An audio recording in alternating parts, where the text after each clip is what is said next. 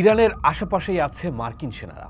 Donald Trump বলছেন তারা নাকি সেখানে বিশ্রাম নিচ্ছেন, কিন্তু ভূরাজনীতিতে সাম্রাজ্যবাদী শক্তির এই বিশ্রামের অর্থ যে পরবর্তী বড় কোনো আগ্রাসনের প্রস্তুতি, তা তো যে কেউই বুঝতে পারে। 2 সপ্তাহের যুদ্ধবিরতির ঘোষণা দিয়ে পাকিস্তান যে টেবিল টক শুরু করেছে তা শেষ হলো কোনো সিদ্ধান্ত ছাড়াই।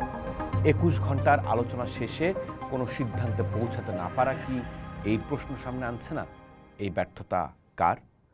আমেরিকা আসলেই কি কোনো সমাধান চায়? আলোচনা শেষে মার্কিন ভাইস প্রেসিডেন্ট জেডি ভান্সের ব্রিফিংয়ে একটা বিষয় অন্তত স্পষ্ট, যে আমেরিকা আসলে চায় ইরানের নিঃশর্ত আত্মসমর্পণ। কিন্তু ইরান কি তা মেনে নেবে? আমেরিকার এমন চাওয়াই কি আলোচনা ভেস্তে দিল না? আর মধ্যস্থতাকারী হিসেবে পাকিস্তানের যে ভূমিকা, সেটিকে কিভাবে দেখব?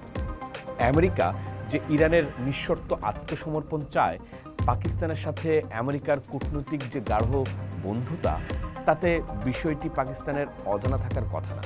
তাহলে কি বৈঠকের আয়োজন করে সময় ক্ষেপণের মাধ্যমে আমেরিকাকে যুদ্ধ পরিচালনায় আবারও নিজেকে গুছিয়ে নিতে পাকিস্তানেই নাটক করছে না?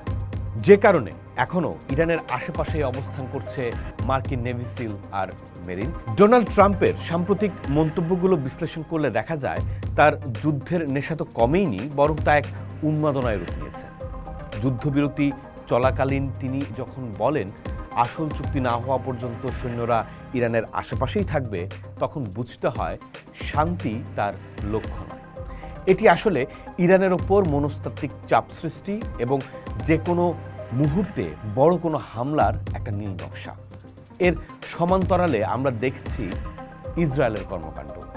লেবাননকে এই চুক্তির বাইরে রেখে নেতানিয়াহু যে তাণ্ডব চালাচ্ছেন, তা প্রমাণ করে এই যুদ্ধবিরতি কেবল একটি সামরিক বিরতি, কোনো সমাধান নয়। ইসরায়েল যখন যুদ্ধবিরতির শর্ত ভেঙে লেবাননে হামলা চালিয়ে যাচ্ছে, তখন তাকে মদদ দিচ্ছে ওয়াশিংটন। ইসরায়েলের সুরে আমেরিকাও বলছে যুদ্ধবিরতির আওতায় নেই লেবানন। আবার আসি ইসলামাবাদে 21 ঘন্টার ম্যারাথন বৈঠক কেন ব্যর্থ হলো সেই প্রশ্নে। যুক্তরাষ্ট্র সেখানে গিয়েছিল তার রেড লাইন নিয়ে। তাদের প্রধান দাবি ইরানকে তার পরমাণু কর্মসূচি পুরোপুরি বিসর্জন দিতে হবে, অথচ ইরান বারবার বলছে তাদের এই কর্মসূচি শান্তিপূর্ণ। 21 ঘন্টার আলোচনায় আসলে সমঝোতার চেয়ে শর্ত চাপিয়ে দেওয়ার চেষ্টাই ছিল বেশি। বৈঠক শেষে জেডি ভান্স যা বলেছেন তার অর্থ দাঁড়ায় চুক্তি না হলে ক্ষতি ইরানেরই বেশি। এই যে পাওয়ার পলিটিক্স বা ক্ষমতার দাপট দেখানোর সংস্কৃতি, এটাই যে কোনো ন্যায়সঙ্গত সমাধানের পথে প্রধান বাধা। ইরান তার সার্বভৌমত্ব বিসর্জন দিয়ে কোনো চুক্তিতে সই করবে না।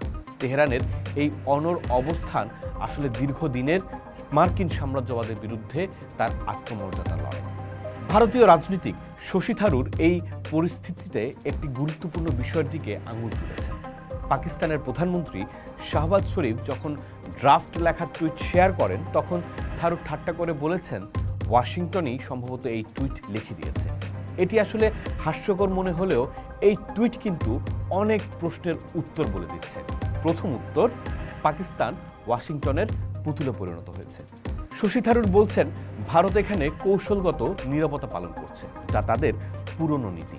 থারুর বুঝিয়ে দিয়েছেন পাকিস্তানের এই মধ্যস্থতা আসলে একটি ফরমাইশি কাজ। ভারত যখন জ্বালানি সংকট আর প্রবাসীদের নিরাপত্তা নিয়ে চিন্তিত, পাকিস্তান তখন ওয়াশিংটনের অ্যাসাইনমেন্ট বাস্তবায়ন করতে ব্যস্ত।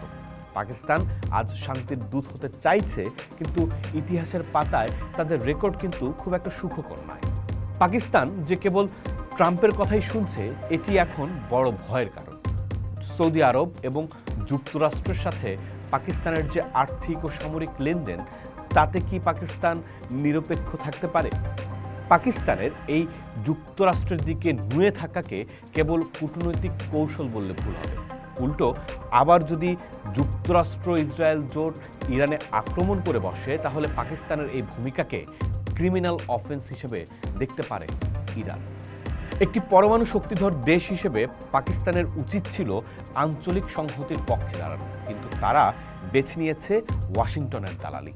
আর আলোচনায় যখন ইসরায়েলের মতো একটা আগ্রাসী পরমাণু শক্তিধর রাষ্ট্র আমেরিকার সবচেয়ে শক্তিশালী পক্ষ, তখন পাকিস্তান কি ইসরায়েলকে উপেক্ষা করতে পারে? পাকিস্তানের এই পক্ষপাতিত্ব তখন ইরানের নিরাপত্তাকে আরও হুমকির মুখে ফেলে দেয়। মূল বিরোধের জায়গাটি হলো ইরানের ইউরেনিয়াম সমৃদ্ধকরণ। ইরান তার জ্বালানি ও প্রযুক্তির প্রয়োজনে এটি চালিয়ে যেতে চায়, কিন্তু এখানেই বাধা দিচ্ছে যুক্তরাষ্ট্র ও ইসরায়েল। ইসরায়েল নিজে অঘোষিত পরমাণু অস্ত্রের অধিকারী হয়েও ইরানের শান্তিপূর্ণ গবেষণাকে থ্রেট বা হুমকি হিসেবে প্রচার করছে। এই অসম লড়াইয়ে ইরানকে একা করে দেওয়ার যে চেষ্টা চলছে, ইসলামাবাদ আলোচনা মূলত সেই পরিকল্পনাকেই বাস্তবে রূপ দিতে চায়। ইরান যদি পরমাণু সমৃদ্ধকরণ বন্ধ করে দেয়, তবে তাদের সার্বভৌমত্ব বলতে আর কিছু অবশিষ্ট থাকবে না। এই সত্যটি তেহরানকে লড়াকু করে রেখেছে। অন্যদিকে যুক্তরাষ্ট্রের দাবিগুলোর তালিকা দেখলেও অবাক হতে হয়। তারা চায় ইরান যেন তার সব সম্পদ আর প্রতিরক্ষা ব্যবস্থা তাদের হাতে তুলে দেয়। জব্দ করা সম্পদ ফেরত দেওয়ার কথা বলে তারা আসলে ইরানকে ব্ল্যাকমেইল করছে। সবচেয়ে স্পর্শকাতর জায়গাটি হলো হরমুজ প্রণালী। বিশ্বের 20% জ্বালানি এই পথ দিয়ে যায়।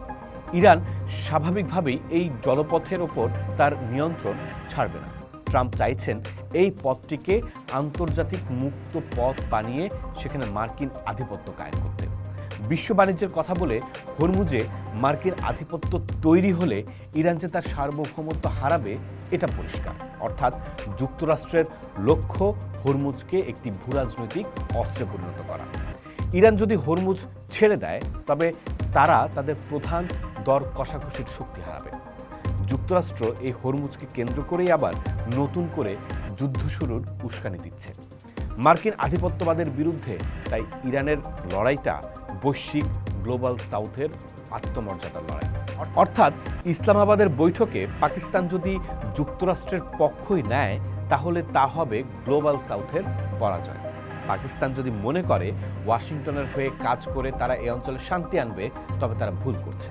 তাদের এই ক্রিমিনাল পক্ষপাতিত্বের মাসুল পুরো অঞ্চলকে দিতে হতে পারে। আর ইরান যে সাম্রাজ্যবাদের বিরুদ্ধে এক অসম যুদ্ধের লড়াই করছে, সেখানে প্রতিপক্ষ কেবল আর আমেরিকা বা ইসরায়েল নয়। প্রতিপক্ষ এখন ঘরের পাশের তথাকথিত বন্ধু রাষ্ট্রগুলো। পোস্ট দেখুন, ভাবুন, করুন, থাকুন পোস্টের সাথে।